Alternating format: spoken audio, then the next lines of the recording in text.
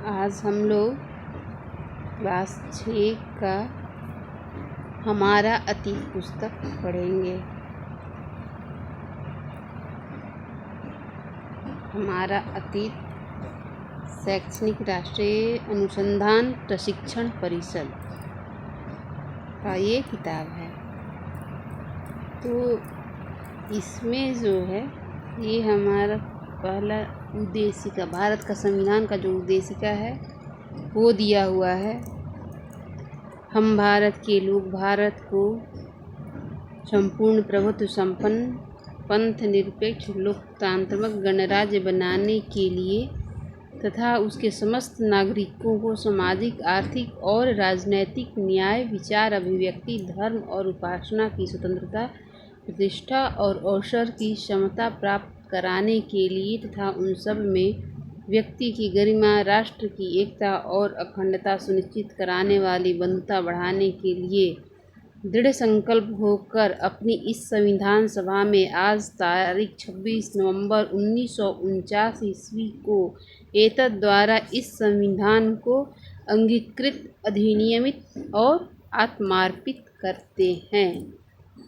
ये हमारा संविधान का जो है वो प्रस्तावना है। और इसमें चैप्टर कौन कौन से हैं? 11 चैप्टर है। क्या, कब, कहाँ और कैसे, ये पहला चैप्टर है। तो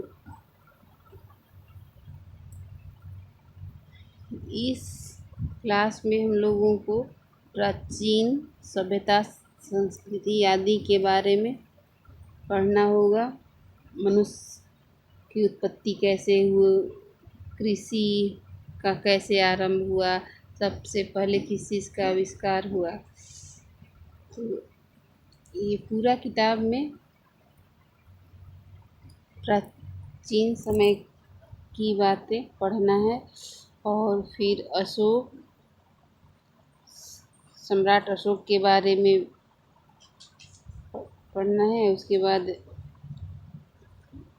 कौन से शासक आए ये पढ़ना है। ये हमारा अतीत का भाग 1 है और इसका अगला पार्ट क्लास 7 में हम लोग पढ़ेंगे। तो आइए हम लोग इसका पहला चैप्टर देखते हैं। पहला चैप्टर है क्या, कब, कहाँ और कैसे। कैसे पता लगाएं? यह जानने के लिए कि कल क्या हुआ था तुम रेडियो सुन सकते हो, टेलीविज़न देख सकते हो या फिर अखबार पढ़ सकते हो। साथ ही यह जानने के लिए कि पिछले साल क्या हुआ था तुम किसी ऐसे व्यक्ति से बात कर सकते हो जिसे उस समय की स्मृति हो। लेकिन बहुत पहले क्या हुआ था यह कैसे जाना जा सकता है? कल क्या हुआ था, पूरा विश्व में क्या हुआ था, ये जानने के लिए हम लोग पेपर पढ़ते हैं, न्यूज़ देखते हैं। इससे पूरा विश्व, भारत में अपना अपना एरिया का जो समाचार है हम लोग न्यूज़ के माध्यम से जानते हैं। लेकिन बहुत पहले, हजारों साल पहले क्या हुआ था या पृथ्वी कब से है, इस तरह का जब प्रश्न दिमाग में आएगा तो हम इसको कैसे पता करेंगे। यही बात इस पाठ में बताया गया है। अतीत के बारे में हम क्या जान सकते हैं? अतीत के बारे में बहुत कुछ जाना जा सकता है। जैसे लोग क्या खाते थे, कैसे कपड़े पहनते थे, किस तरह के घरों में रहते थे।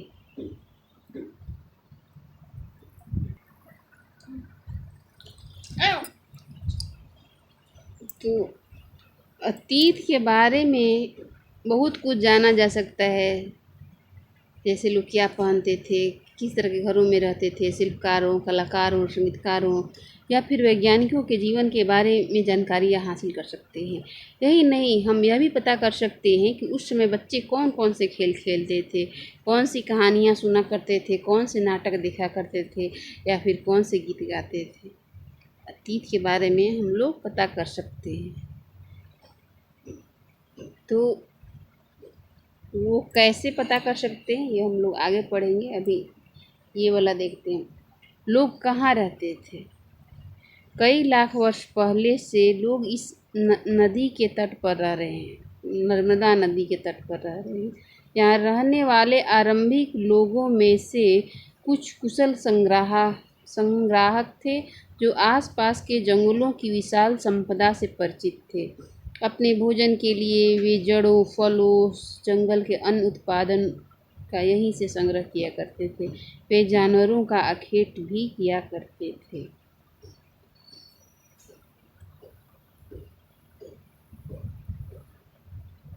अब यहाँ लिखा हुआ है, अब तुम उत्तर पश्चिम की सुलेमान और कीरथर पहाड़ियों का पता लगाओ।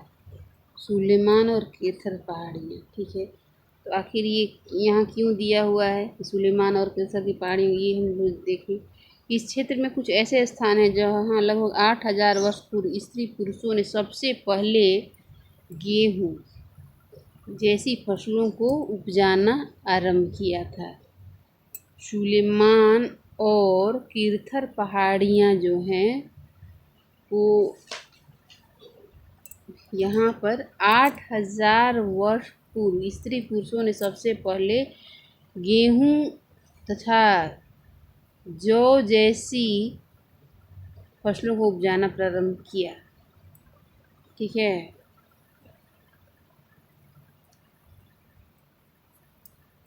तो ये इम्पोर्टेंट है।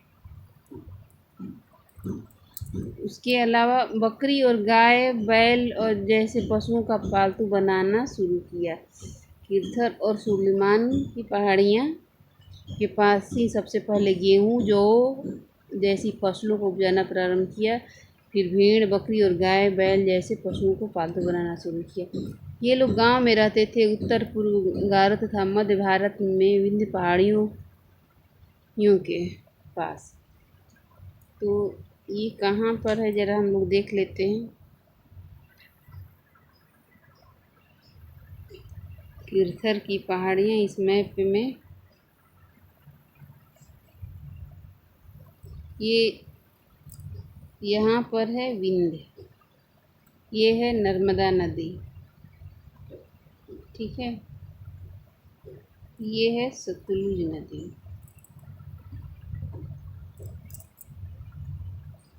ये है सिंधु नदी, ये है सुलेमान, ये है कीरथर।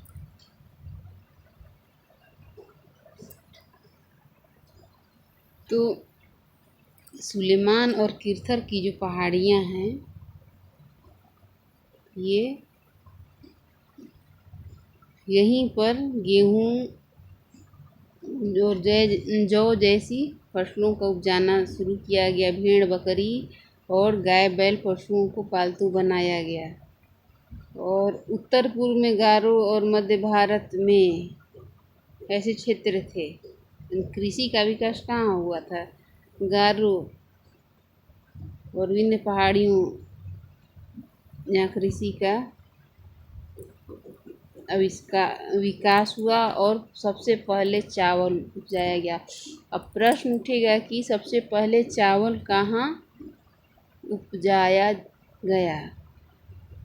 तो गारो और मध्य भारत में विंध्य पहाड़ियों के पास, ठीक है। फिर आगे जो है ये है मानचित्र पर सिंधु तथा उसकी सहायक नदियों का पता लगाओ। यहाँ पीछे में मानचित्र है, उसमें सिंधु नदी आपने देखा। इसके अलावा उसकी सहायक नदी जो है उसमें दिया हुआ है। सहायक नदियाँ उन्हें कहते हैं जो एक बड़ी नदी में मिल जाती है। तो सहायक नदी क्या है? सहायक नदी वैसी नदी है जो एक बड़ी नदी में मिल जाती है। लगभग 47 वर्ष पूर्व इन्हीं नदियों के किनारे कुछ आरंभिक नगर खुले। सहायक नदी क्या है? एक बड़ी नदी में जब कुछ छोटी नदियाँ मिल जाती हैं, सहायक नदियाँ उन्हें कहते हैं जो एक बड़ी नदी में मिल जाती हैं। माने बड़ी नदी में छोटी नदी मिल जाती है। ये छोटी नदियाँ जो हुई वो सहायक नदियाँ हुई। गंगा व इसकी सहायक नदियों के किनारे आरंभिक नगर बसे थे। गंगा व इसकी सहायक नदियों के किनारे समुद्र तटवर्ती इलाकों में नगरों का विकास 2500 वर्ष पूर्व हुआ। गंगा तथा इसकी सहायक नदी सोन का पता लगा। पीछे मैप में देखिएगा, सोन नदी भी है। गंगा के दक्षिण में इन नदियों के आसपास का क्षेत्र प्राचीन काल में मगध के नाम से जाना जाता था। मगध क्या था? पटना, उसके आसपास क्या क्षेत्र, गया, शाहाबाद, आरा आदि का इलाका जो है वो मगध था। इसके शासक बहुत शक्तिशाली थे और उन्होंने एक विशाल राज्य स्थापित किया था। यहाँ के जो शासक थे वो शक्तिशाली थे। शक्तिशाली क्यों थे? यहाँ पर गया के आसपास लोहा बहुत भारी मात्रा में पाया जाता था और हाथियों की संख्या भी बहुत अधिक थी। जो लोहे से हथियार लोग बनाया करते थे और हाथी जो है वो युद्ध में हिस्सा लिया करते थे। तो मगध को शक्तिशाली होने में इन दो चीज़ों का बहुत बड़ा हाथ था। लोगों ने सदैव महाद्वीप के एक हिस्से से दूसरे हिस्से की यात्रा की। कभी कभी हिमालय जैसे ऊंचे पर्वतों, पहाड़ियों, रेगिस्तान, नदियों, समुद्रों के कारण यात्रा जोखिम भरी होती थी। फिर भी ये यात्रा उनके लिए असंभव नहीं थी। अतः कभी लोग काम की तलाश में तो कभी प्रकृति आपदाओं के कारण एक स्थान से दूसरे स्थान पर जाया करते थे। लोग क्यों इधर से उधर जाते थे? तो काम की तलाश में जाते थे तो कभी प्राकृतिक आपदा जैसे बाढ़ वगैरह, सुखाड़ आ गया, इसके चलते लोग को दूसरे जगह पर हरा भरा जगह पे जाके रहना पड़ता था। बाढ़ आ जाता था तो सूखा जगह, ऊंचा जगह तलाश करना पड़ता था। तो इस वजह से लोग यात्रा करते थे। तो अभी के लिए इतना ही, मिलते हैं अगले वीडियो में। तब तक के लिए धन्यवाद।